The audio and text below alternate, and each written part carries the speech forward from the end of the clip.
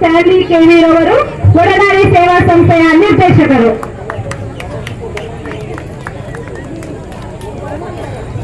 ಇದು 27 ಬಾರಿ ನಡೆಯಲಿದೆ ಸೂರ್ಯ ನಮಸ್ಕಾರ.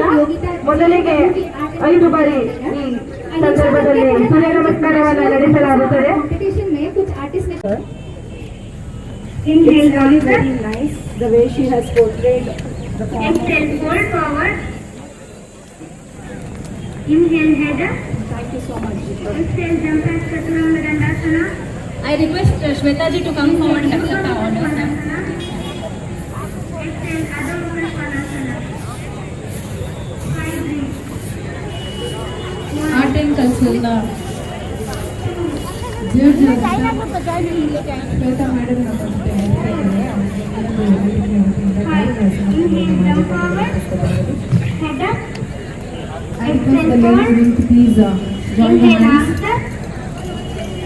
All the ladies wing to please join the hands to felicitation.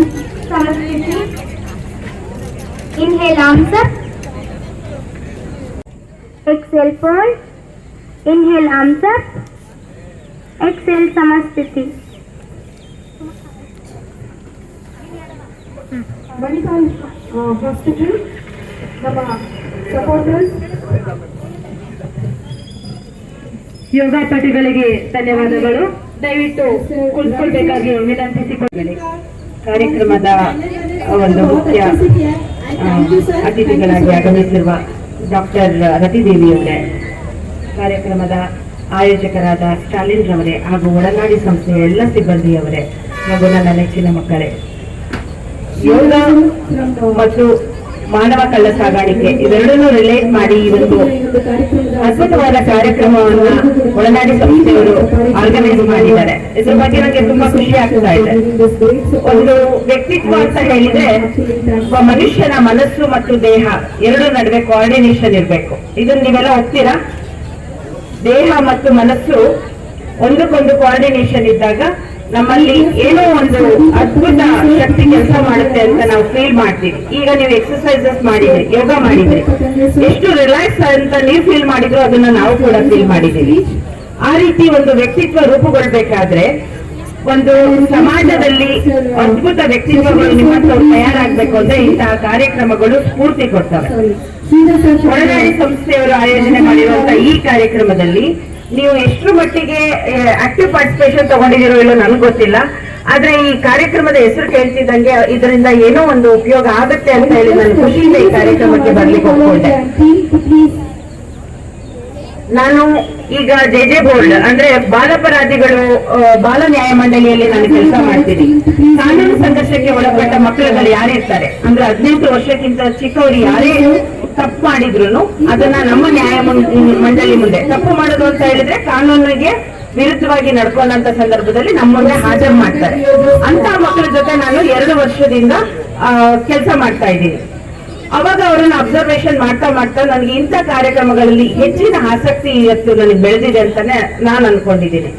ಮಾನವ ಕಳ್ಳ ಸಾಗಾಣಿಕೆ ಅನ್ನೋದಿದೆಯಲ್ಲ, ಅದು ಎಲ್ಲೋ ಆಗ್ತಾ ಇದೆ ಅಂತ ಹೇಳಿ ನಾವು ಕಣ್ಣು ಮುಚ್ಚಿ ಕೂತ್ಕೊಂಡಿದೀವಿ ಅನ್ನೋದು ಜಿಲ್ಲಾಧಿಕಾರಿಗಳ ಒಂದು ಅಬ್ಸರ್ವೇಷನ್ ಇಲ್ಲ. ನಾವು ಈ ಸಮಾಜವನ್ನ ನಮ್ಮ ಕುಟುಂಬ ಅನ್ಕೊಂಡಿದೀವಿ ಅಂದ್ರೆ ಎಲ್ಲೋ ಆಗ್ತಿರೋ ಘಟನೆಗಳಿಗೆ ನಾವು ಅದೇ ರೀತಿ ನೇರವಾಗಿ ಸ್ಪಂದಿಸ್ತಾ ಇರ್ತೀವಿ. ಹಾಗಾಗಿ ನಮ್ಮ ಪಾತ್ರ ಸಮುದಾಯದ ಕಡೆಗೆ ನಾವು ಅವರಿಗೆ ಈ ಒಂದು ಕಳ್ಳ ಸಾಗಾಣಿಕೆ ಅಂತ ಪಿಡುಗನ್ನ ಹೋಗಲಾಡಿಸೋದಕ್ಕೆ ನಮ್ಮ ಪಾತ್ರ ಕೂಡ ಬಹಳ ಹೆಚ್ಚಿದೆ ಅಂತಾನೆ ಹೇಳ್ಬೋದು. ಇವತ್ತು ಮಕ್ಕಳು ಏನು ನೀವು ಈ ಕಾರ್ಯಕ್ರಮದಲ್ಲಿ ಭಾಗವಹಿಸ್ತಿದ್ದೀರಿ, ಇಂಥ ಕಾರ್ಯಕ್ರಮಗಳಿಂದ ನಿಮ್ಮಲ್ಲಿ ನಾಯಕತ್ವದ ಗುಣ ಬೆಳೆಯುತ್ತೆ. ಅಷ್ಟೇ ಅಲ್ಲ, ನಿಮ್ಮ ವ್ಯಕ್ತಿತ್ವ ಸದೃಢವಾಗುತ್ತೆ. ನಾವು ಹೇಗೆ ಒಂದು ಸಮಾಜ ಮುಖ್ಯವಾಹಿನಿಗೆ ಬಂದು ಕಾರ್ಯವನ್ನ ನಿರ್ವಹಿಸ್ತಾ ಇದ್ದೀವಿ, ಅದೇ ರೀತಿ ನೀವುಗಳು ಸಹ ನಾಳೆಯ ದಿನ ಒಳ್ಳೆಯ ರೀತಿಯಲ್ಲಿ ಸಮಾಜದ ಮುಖ್ಯವಾಹಿನಿಗೆ ಬಂದು ಉತ್ತಮ ಅಧಿಕಾರಿಗಳಾಗಿ ಅಥವಾ ಇಂತಹ ಕಾರ್ಯಕ್ರಮಗಳನ್ನ ಆಯೋಜಿಸಿ ನೇರವಾಗಿ ಸಮಾಜಕ್ಕೆ ಕಾಂಟ್ರಿಬ್ಯೂಷನ್ ಕೊಡ್ತೀರಿ ಅನ್ನೋದ್ರಲ್ಲಿ ನಮ್ಗೆ ಯಾವುದೇ ಅನುಮಾನ ಇಲ್ಲ. ಈ ಒಡನಾಡಿ ಸಂಸ್ಥೆಯವರು ಬಹಳ ದೇಶಗಳಲ್ಲಿ ಮಾನವ ಸಾಗಾಣಿಕೆ ಕಳ್ಳ ಸಾಗಾಣಿಕೆಯ ವಿರುದ್ಧ ಇಂಥ ಕಾರ್ಯಕ್ರಮಗಳನ್ನ ಆಯೋಜಿಸ್ತಾ ಇದ್ದಾರೆ ಅನ್ನೋದು ಒಂದು ಉತ್ತಮ ಅಂಶ. ಯಾಕಂದ್ರೆ ಇದು ಪ್ರಪಂಚದಾದ್ಯಂತ ಇರುವಂತ ಒಂದು ದೊಡ್ಡ ಪಿಡುಗು ಅಂತಾನೆ ಹೇಳ್ಬೋದು. ಮಕ್ಕಳಿಗೆ ಮತ್ತೆ ಹೆಣ್ಣು ಮಕ್ಕಳಿಗೆ ಇರುವಂತ ಒಂದು ಸಹಜವಾದ ಗುಣ ಏನು ಅಂತ ಹೇಳಿದ್ರೆ ಮುಗ್ಧತೆ. ಆ ಮುಗ್ಧತೆಯನ್ನ ನಮ್ಮ ಸಮಾಜ ಎಷ್ಟು ಮಟ್ಟಿಗೆ ದುರುಪಯೋಗ ಮಾಡ್ಕೊಂಡಿದೆ ಅಂದ್ರೆ ಅವರಿಗೆ ಚಿಕ್ಕ ಚಿಕ್ಕ ಆಮಿಷಗಳನ್ನ ತೋರಿಸೋದು, ಕೆಲಸಗಳನ್ನು ಕೊಡಿಸುವಂತ ನೆಪಗಳನ್ನ ಹೇಳೋದು, ಕಾಲೇಜುಗಳಲ್ಲಿ ಪ್ರೀತಿ ಪ್ರೇಮದ ಹೆಸರಿನಲ್ಲಿ ಅವರನ್ನ ಬಲಿಪಶುಗಳನ್ನಾಗಿ ಮಾಡಿ ಮಾನವ ಕಳ್ಳ ಸಾಗಾಣಿಕೆಗೆ ತುಡಿದಿರ್ತಾರೆ. ಇಂತಹ ಒಂದು ಪಿಡುಗನ್ನ ಹೋರಾಟ ಮಾಡಿ ನಾವು ನಿರ್ಮೂಲನೆ ಮಾಡಬೇಕು ಅಂತಂದ್ರೆ ಕೇವಲ ಪೊಲೀಸ್ಗಳಾಗ್ಲಿ, ಅಧಿಕಾರಿಗಳಾಗ್ಲಿ, ನ್ಯಾಯಾಲಯಗಳಾಗ್ಲಿ ಸಾಧ್ಯ ಇಲ್ಲ. ಜೊತೆಗೆ ಪ್ರತಿಯೊಬ್ಬ ಸಮಾಜದ ಕಟ್ಟಕಡೆಯ ವ್ಯಕ್ತಿ ಕೂಡ ಅವನಿಗೆ ಜ್ಞಾನ ಇರಬೇಕು, ಆ ಎಚ್ಚರಿಕೆಯನ್ನ ಬೆಳೆಸ್ಕೋಬೇಕು. ಅದ್ರ ಮುಖಾಂತರ ಇಂತಹ ಪಿಡುಗನ್ನ ನಿರ್ಮೂಲನೆ ಮಾಡ್ಲಿಕ್ಕೆ ನಮ್ ಕೈ ಜೋಡಿಸ್ಬೇಕು.